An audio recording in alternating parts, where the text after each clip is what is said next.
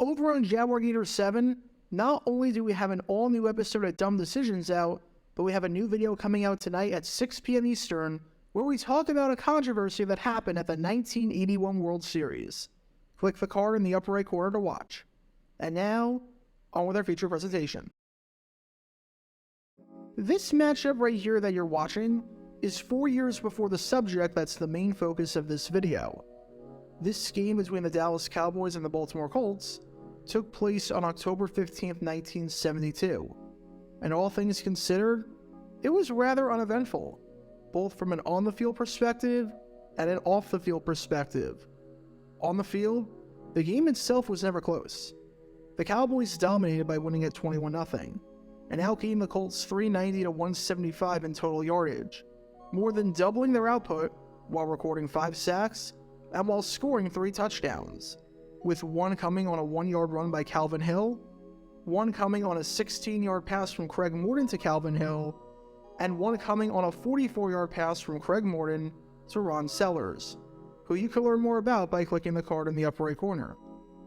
And off the field, when it came to the broadcasting of this game, it was relatively straightforward. Dallas televised the game, and Baltimore did not, seeing as Baltimore was not allowed to televise the game due to blackout rules at the time preventing the television airing of any game in the local market, no matter if the game was sold out or not. But man, it's crazy how in the span of just one meeting and just 4 short years, everything changes. Because the next time these teams met, it was the exact opposite.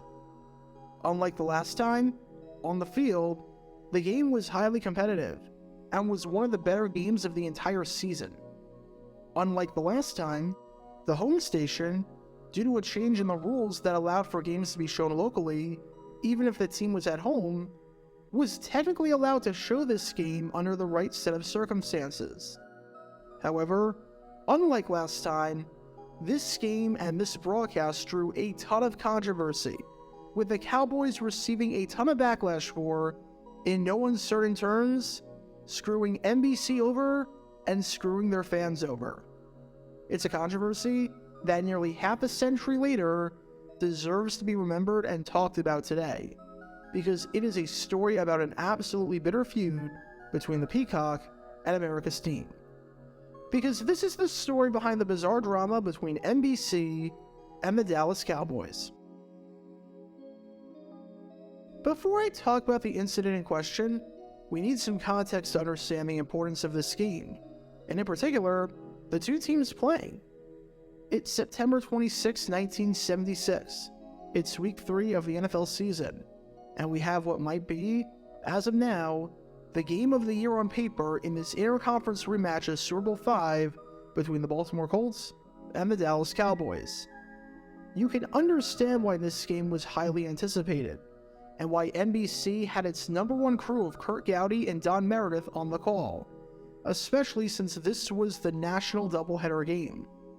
In one corner, you had this team right here that you've been watching this whole time, the Dallas Cowboys, as in the defending NFC champion Dallas Cowboys, who were picking up right where they left off. Through the first 2 weeks of the season, the Cowboys found themselves sitting pretty with a 2-0 record, thanks in part to a great defense that held its opponents to just 13 combined points, or just 6.5 points per game.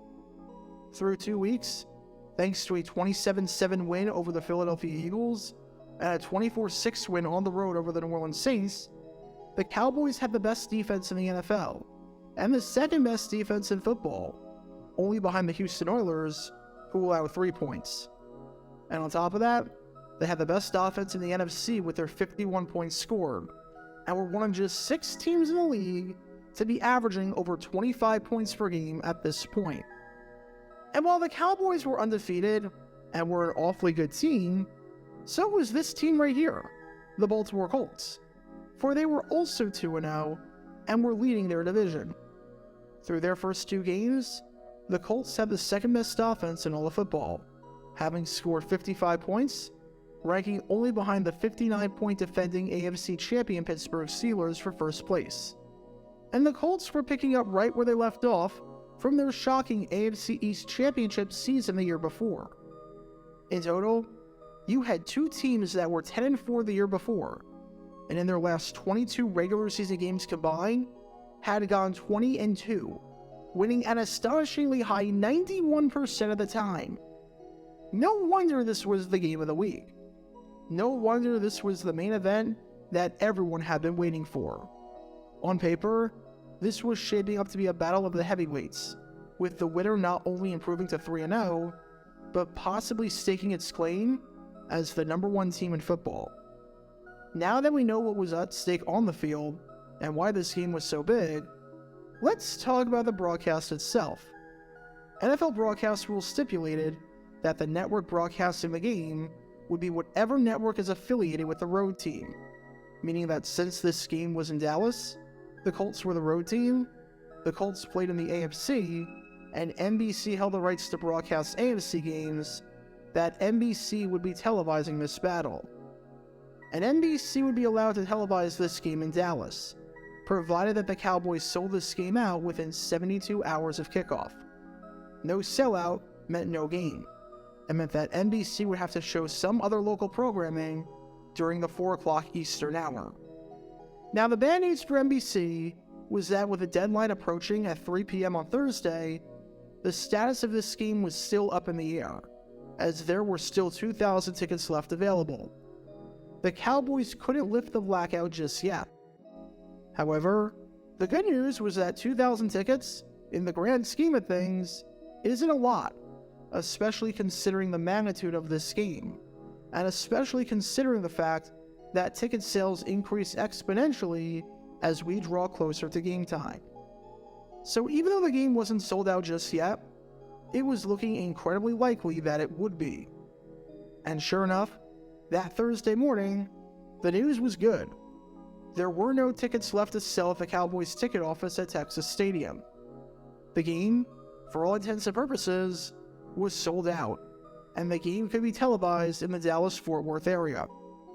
With that, an NFL official contacted Cowboys president Tex Schramm and informed him of the news, and the NFL contacted NBC to let them know that the game was good to go for this area. Then, NBC let the affiliate in Fort Worth, KXAS, know that they had the green light to air Cowboys Colts instead of local programming and news, which obviously meant more money for the station, since it means higher ratings and a higher price that you can charge for local advertisements. So everything was good to go, right? Well, not quite. Because there was one small problem with this. Because while there were no tickets left to sell at Texas Stadium, and the Cowboys ticket office had no tickets left, that didn't mean that there still weren't tickets available. One common way that teams sold tickets back then was to do deals with department stores and major chains. It's not exactly feasible or practical to make the ticket office the only place where you could buy tickets. Expecting people in Fort Worth to make the 26-mile drive to Irving every time they wanted to buy a ticket to a Cowboys game isn't necessarily ideal. So what teams would do was that they would have a chunk of their tickets sold through department store outlets. If you were in Fort Worth, instead of having to take 90-some minutes out of your day to buy tickets, you could just go to your local store and get them that way. And as it turns out, the Cowboys made a mistake keeping track of these tickets, as there were still 1,800 tickets given to these department store outlets that were still unsold, meaning that the game was not actually sold out.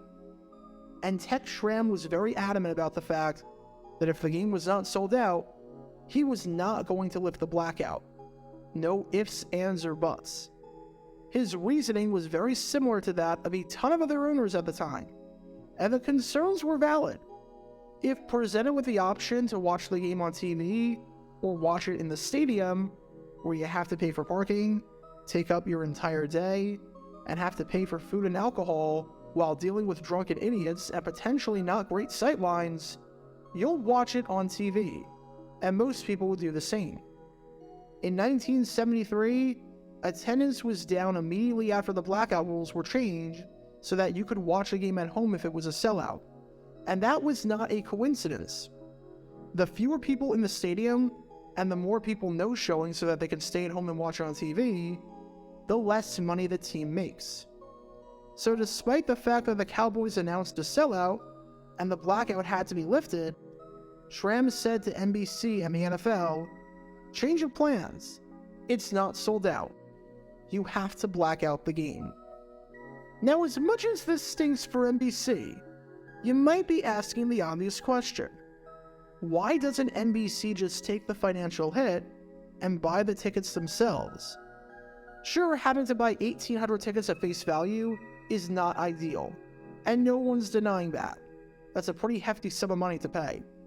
However, that money is a drop in the bucket compared to the extra money you would make through advertising by being allowed to show the game in the local area. And the answer to that question is that NBC tried to do just that. It wasn't unusual for local companies or for people with outside interests to buy up the tickets to prevent a blackout. We saw this with Burger King and the Minnesota Vikings a few years before this for a playoff game, which you can learn more about by clicking the card in the upper right corner. But when NBC called up the club offices and asked to buy the remaining 1,800 tickets, Tek Schramm refused to sell them. He said, "We don't take phone orders." And because of that, the game was blacked out in Dallas, meaning that no one in the area was able to watch this pivotal game unfold. Schramm intentionally screwed his fans over. The team announced a sellout, lifting the blackout. Then Schramm announced that it wasn't a sellout, so the blackout was still on. But when someone tried to buy the tickets to prevent the blackout, Schramm rejected the order. That seems entirely unfair. Because of your error and your incompetence, we can't watch the game? And on top of that, you're just allowed to protect your interests of making sure that the game can't be seen locally by preventing people from buying the tickets? Something about that doesn't seem fair or right in the slightest bit, especially since a few hours afterwards, the game wound up selling out, meaning that unless you were physically inside the stadium, there was now no legal way to watch the game if you were in the area. And the shame in all of this is that the game lived up to the hype and then some. The people at home missed an incredible game, as it was a back-and-forth affair, featuring 3 different instances outside of nothing where the score was tied.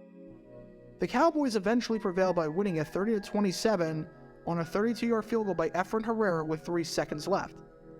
Roger Staubach had one of his best games ever as a pro, going 22 for 28 with 339 yards, 2 touchdowns, no interceptions, and a passer rating of 140.9, with his completion percentage of 78.5% being, at the time, the highest of his career. It would eventually be topped 2 weeks later in a game against the New York Giants, and would end as the second highest. And even though Dallas struggled defensively against the run, allowing 184 yards and 3 touchdowns and over 4.7 yards per carry, and even though the Cowboys turned it over 3 times on fumbles, thanks to Staubach, they were able to get the job done and pull this one out. However, this story has somewhat of a bizarre ending, because as it turned out, people in Dallas were able to watch the Cowboys win this one, even though the game was blacked out. Allow me to explain.